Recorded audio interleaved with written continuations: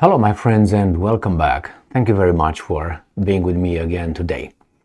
Interesting and very foreseeable development. I stumbled over an article today where the Ukrainians claim that the Wagner Group moves to Belarus.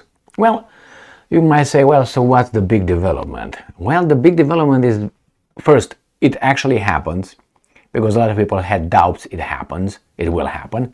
So yesterday I made a video with Prigozhin being pictured in his underwear in a tent that resembled the ones built or set up by the Belarusians in their country for the Wagner Group.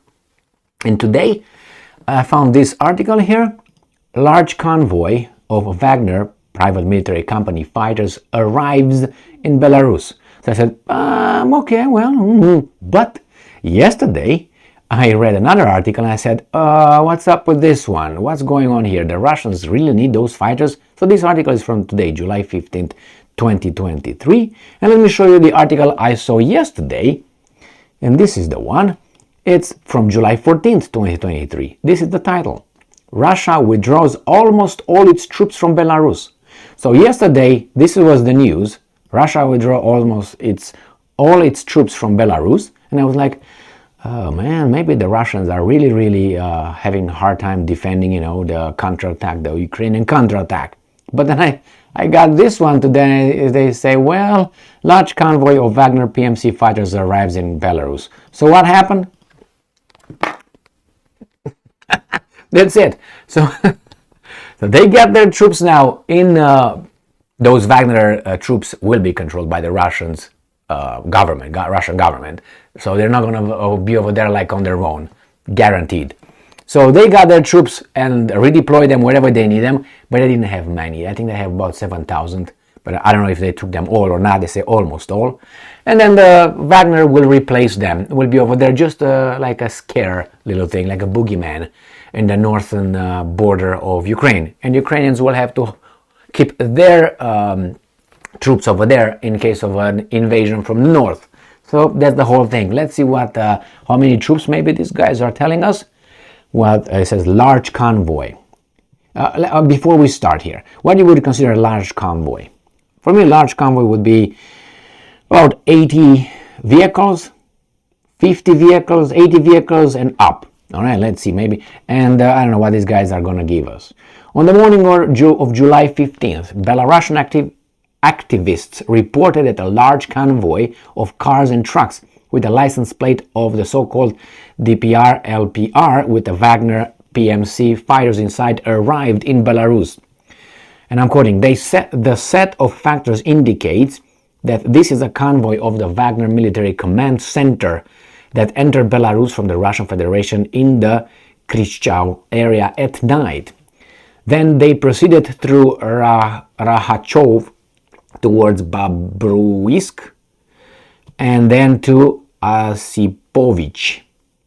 The route indicates that the Wagner Group convoy is moving to the tent camp in the village of Tsel. Okay, let's see where this village of Tsel is.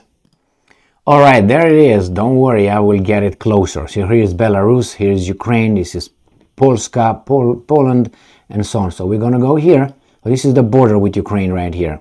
This is with Russia. So it's southeast of Minsk. Right here is this little village of Bethlehem. So let's see. I have another map. Don't worry. I got this map right here, and it's going to show it to you in a context. So it's going to be right here. I'm going to get there. Ram, pam, pam. So by this right here, by this river, which could be the same one, right? Yeah, there it is, this little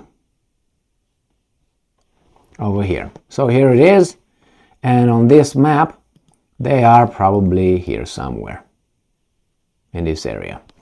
And if you make it like big, now you know where it's at on the map. So this is Minsk is right here. My little strong hand is. So this is where they are located. Let's see what else. According to the volunteers At least 60, oh, that's a large convoy, vehicles were seen in the convoy, including pickup trucks, large trucks, loaves, and at least 3 buses for transporting people. Well, 3 buses will be what? 50, 150, let's say, at least let's give them 200 people. It is noted that the Belarusian police accompanied the convoy. All right, well, so that's the scoop on this one. They're moving over there, and if you have only, let's say, 200, remember Lukashenko stated, the president of Belarus stated that he will use the Wagnerites to train his troops with direct experience in the war.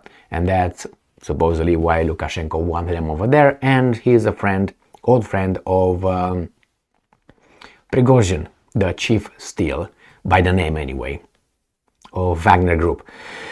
Now, if you are familiar with gray hair, that's his name, the guy maybe second in command of Wagner Group. It seems like he's going to be the one who's going to really take over Wagner in general. Prigozhin is going to be just kept at the rifles range, how do you call it, length, and that's it.